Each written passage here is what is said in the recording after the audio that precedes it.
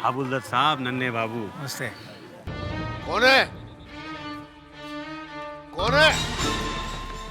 जब ये जहर पिलाया था उस वक्त नहीं सोचा था कि तुम्हारी रोजी रोटी और ये जो तुम राज रानी बनी बैठी हो ये सब किसके बदौलत है? बंसी भैया छोटे बाबू को लेकर आ गए हैं।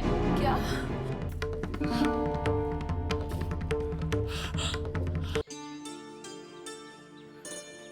दरवाजा तो खुला है। जीजा जी। आइए भाई साहब। कहिए, कैसे हैं? मैं तो ठीक हूँ जीजा जी, आप है कहाँ? इतने दिनों से कोई खैर खबर नहीं। और ये सुनकर तो मैं और भी चिंतित हो गया कि आप यहाँ से नौकरी छोड़ गए हैं। भाई साहब, नौकरी थी कहाँ? नौकरी के बिना ही तनख्वाह ले रहा था। मैं यही कहने गया था मजले बाबू से कि मैं हवेली छोड़ के जा रहा हूँ, तो बोले कहीं जाने की जरूरत नहीं है, यहीं रहो। कल अगर हमारे बच्चे यहाँ आ गए तो उन्हें पढ़ाएगा कौन? हवेली के इन बच्चों को अपनी अय्याशियों से फुर्सत मिले तब पढ़ेंगे ना। जीजा जी, सुना है आज प्रलय की रात है, सब खत्म हो जाएगा। भाई साहब, आप इन बातों पे विश्वास करते हैं? हाँ? देखिए, ज्ञान के ऊपर भी विज्ञान है। हमारे गुरु परमहंस देव कहते हैं कि जिसने दूध की केवल बात सुनी है वो अज्ञानी है, और जिसने दूध को देखा है वो ज्ञानी है, और जो दूध पीकर तंदुरुस्त हो गया है वो विज्ञानी है। कुछ नहीं होने वाला। वो हाँ, आपकी एक चिट्ठी आई है भाई साहब, देख लेना। मैं चलता हूँ। और हाँ, वापस आने का कोई भरोसा नहीं, प्रलय की रात है ना।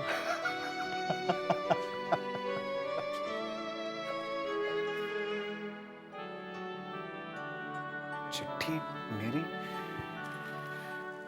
भूतनाथ बाबू।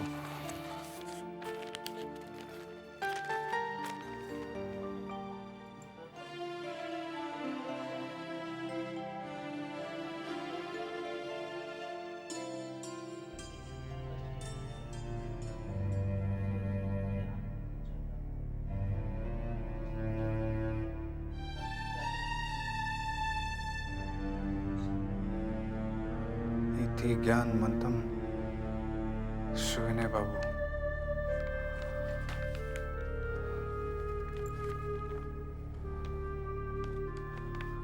ऐसा क्या हुआ? ऐसी क्या विपदा आन पड़ी? मुझे अभी जाना होगा। भगवान करे जीजा जी की बात ठीक हो, कुछ ना हो। और अगर कुछ हो भी गया तो अफसोस नहीं कि जबा से नहीं मिल सका।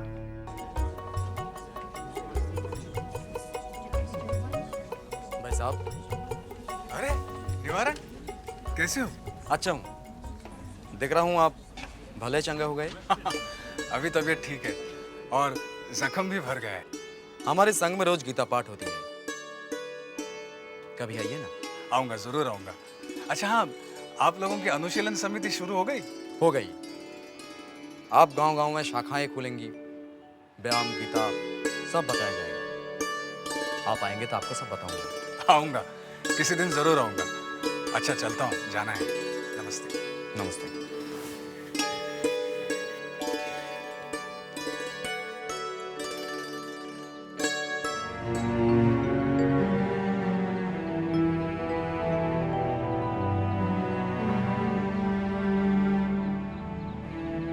मोहिनी सिंदूर के दफ्तर को ताला क्यों लगा है?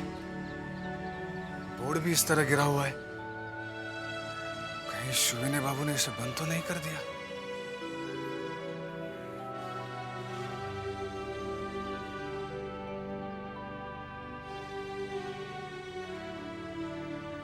अरे भूतनाथ बाबू, आप? पाठक जी, मोहिनी सिंदूर का दफ्तर क्या बंद हो गया है? जी हाँ, वो तो कई दिन हुए। जाइए, सुरने बाबू ऊपर है।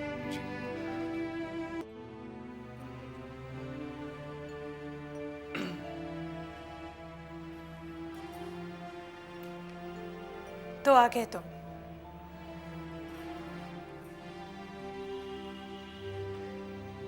पिताजी की चिट्ठी मिली तो ही आए ना?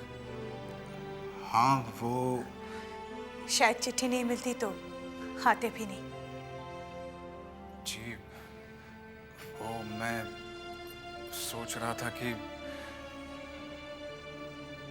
मेरे लिए इस घर के दरवाजे हमेशा के लिए बंद हो चुके हैं। सोच सोच कर अपने ही कसूर से तपता रहा हूं मैं। ये सोचकर घृणा हो जाती थी खुद से कि मैंने आपके पिताजी के स्नेह का लाभ उठाकर विश्वासघात किया है।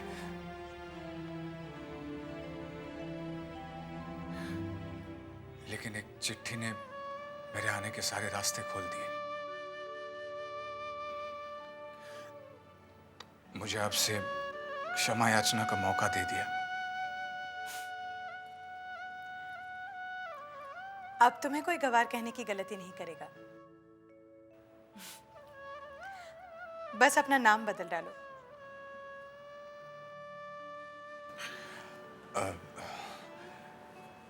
शुविने बाबू ने मुझे किस लिए बुलाया है? अपने ही किसी काम से। मैं भी किसी के काम का आदमी हो सकता हूं। जो आदमी आज तक अपने पैरों पर खड़ा ना हो सका, वो भला किसी के क्या काम आ सकता है? बड़ी अच्छी अच्छी बातें करने लगे हो। पूछ सकती हो किससे सीखी? आपसे अलग होकर। जब आप मुझे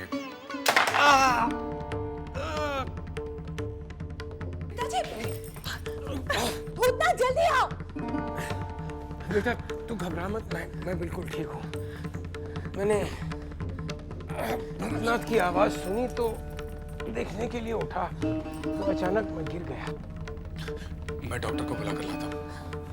आपको उठने की क्या जरूरत है पिताजी? भूतनाथ बाबू कहाँ चले गए? डॉक्टर बाबू को बुलाने गए। डॉक्टर की क्या जरूरत, यूं ही चक्कर सा आ गया था, वरना मैं बिल्कुल ठीक हूँ। पिताजी आपको आराम की जरूरत है, बिल्कुल बातें मत कीजिए। ठीक है, तो भूतनाथ बाबू आए तो मेरे पास भेज दे। भेज दूंगी, अभी आप आराम कीजिए।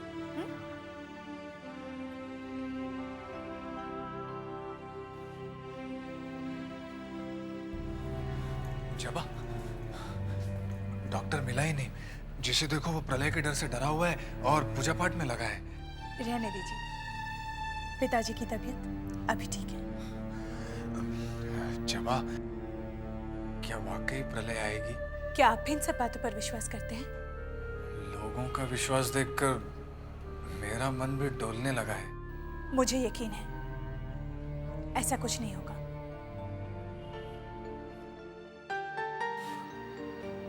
पिताजी आपके लिए इंतजार कर रहे हैं। चलें?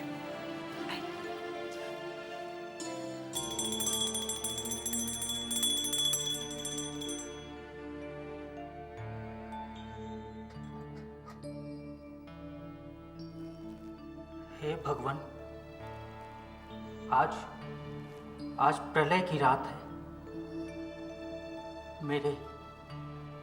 मेरे सारे पापों को क्षमा करना भगवान, मेरे सारे पापों को क्षमा करना।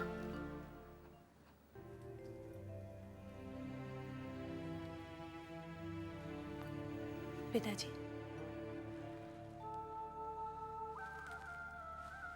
अरे आराम से। भूतनाथ बाबू तुम आ गए। आपने चिट्ठी इस तरह से लिखी कि मैं चिंतित हो उठा था। अरे भाई, यहाँ दिन रात मैं तुम्हारी चिंता कर रहा हूँ। ब्रज रखाल बाबू तुम्हें मेरे पास लाए और मैं तुम्हारे लिए कुछ नहीं कर सका। मैं तो किसी के लिए भी कुछ नहीं कर सका। मुझे माफ कर दो। ऐसा कहकर आप मुझे पापी मत बनाइए। पापी तो मैं हूं भूतनाथ बाबू, मैंने सबके साथ अन्याय किया है, तुम्हारे साथ, समाज के साथ, संसार के साथ, यहां तक कि अपने पिताजी के साथ भी। पिताजी के साथ? हाँ भूतनाथ बाबू, अंतिम समय पर उन्होंने मेरा मुंह नहीं देखा था, मेरे हाथ से पानी तक नहीं पिया उन्होंने। और उस रात वो मेरे सपने में आए और कह रहे थे, प्यास से मेरा सीना फटा जा रहा है, मुझे मुक्ति दो। मेरी आंख खुली तो देखा कि सपना था, और तब से मुझे शांति नहीं मिली। जबा से ब्रह्म संगीत सुना तो शांति नहीं मिली, ब्रह्मवाद सुने तो भी शांति नहीं मिली। अब मैं अपने पापों का प्रायश्चित करूंगा तो ही जाकर मन को शांति मिलेगी। पिताजी, मैं भूतनाथ बाबू को चाय नाश्ता कराती हूँ, आप आराम कीजिए। हाँ बेटा।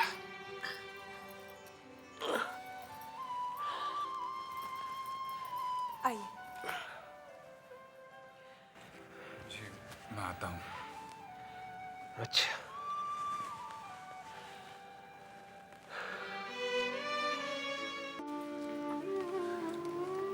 शोभने बाबू ऐसी बातें क्यों कर रहे हैं? माँ के देहांत के बाद से ही। माँ जी का देहांत? कब? तुम्हारे यहाँ से जाने के कुछ ही दिन बाद, जिस दिन पिताजी ने अपने पिताजी को सपने में देखा, उसी दिन सुबह माँ की तबीयत इतनी बिगड़ गई कि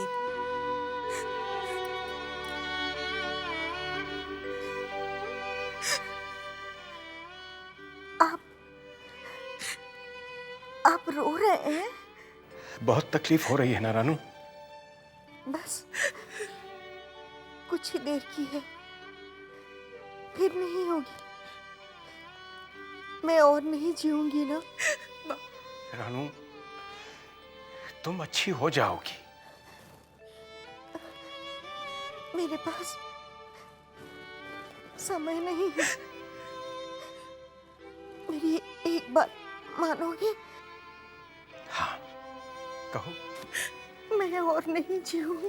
रानू, मुझे मुक्ति दो। रानू, माँ ऐसी बातें नहीं करते माँ। माँ, माँ, रानू, माँ, रानू, रानू,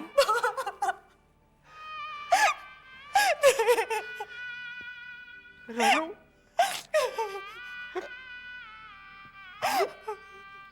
रानू।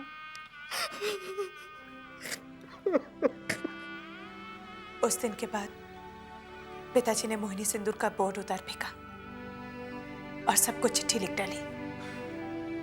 आप तो रोक सकती थी। आपका भविष्य। तुम भविष्य की बात कर रहे हो, मेरा तो वर्तमान ही धुंधला नजर आ रहा है।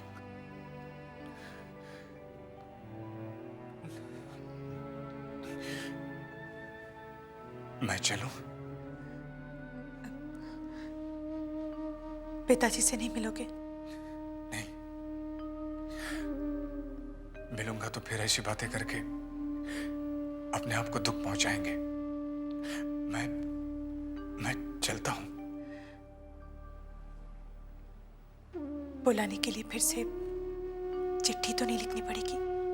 नहीं, मैं आऊंगा। चलता हूं।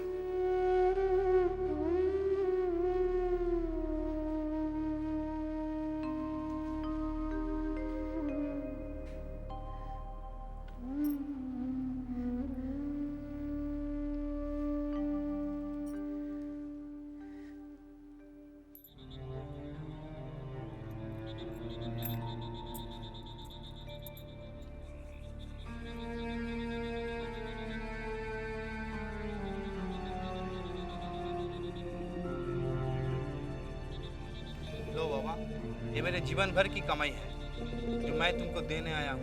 पहले ध्यान में नहीं आया? जब सब कुछ खत्म होने को है तो तुम मुझे दान देने आया है। ले जा, ले जा इसे। जब जीवन ही नहीं रहेगा तो इसे लेकर क्या करूंगा? ले जा, जा।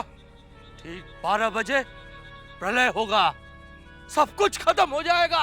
जा, ले जा, जा जा यहाँ से, भाग जा, भाग भाग भाग यहाँ से।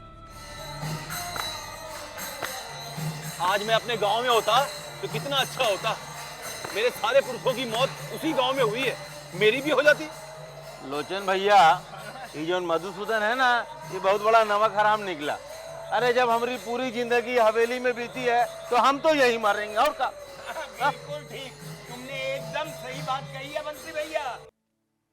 कैसे हैं आप लोग? आइए मोती बाबू, आइए। भाई मैं तो घर पर कह ही आया हूँ, सब लोग एक ही कमरे में सोएं। मगर प्रलय की रात नींद किसे आती है? मैंने भी घर वालों से कह दिया भाई, तुमसे ज्यादा समय मैंने हवेली में बिताया है, हा? तो फिर वहीं जाकर मारेंगे क्यों नहीं? अरे भाई पहले रूपलाल ठाकुर को तो आने दीजिए। प्रलय जब आनी है तो हम सब दोस्त जुदा क्यों रहे, साथ साथ क्यों न मरे? मझले बाबू, रूपलाल अपने दोस्तों के बिना कैसे मर सकता है? जब साथ जिए हैं तो साथ ही मरेंगे। आज की शाम मजले बाबू ने कुछ खास इंतजाम किए हैं। अरे भाई क्यों न करें, हमारा मानना है कि कोई भी इच्छा जो है वो अधूरी नहीं रहनी चाहिए, है? इसलिए हमने शरबत, शराब और भांग के साथ मुजरे के लिए खास तौर से मुन्नी बाई को बुलाया। ऐसे में तो मरने का भी कोई गम नहीं होगा मजले बाबू। क्या बात है, क्या बात। अब बातों ही बातों में समय नष्ट मत कीजिए, चलिए हम अपनी जिंदगी के आखिरी लम्हे को पूरी तरह जी लें।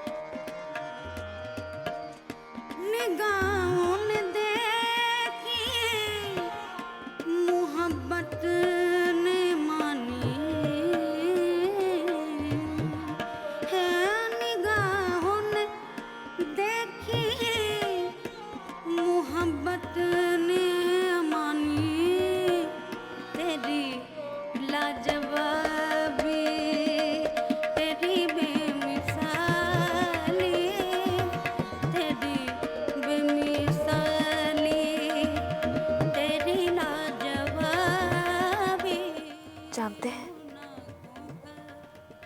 आज प्रलय की रात है,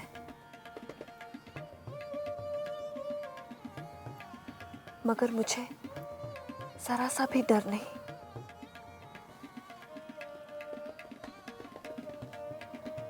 खुशी हो रही है कि जिंदगी में आपके साथ न रहा तो क्या, अंतिम समय में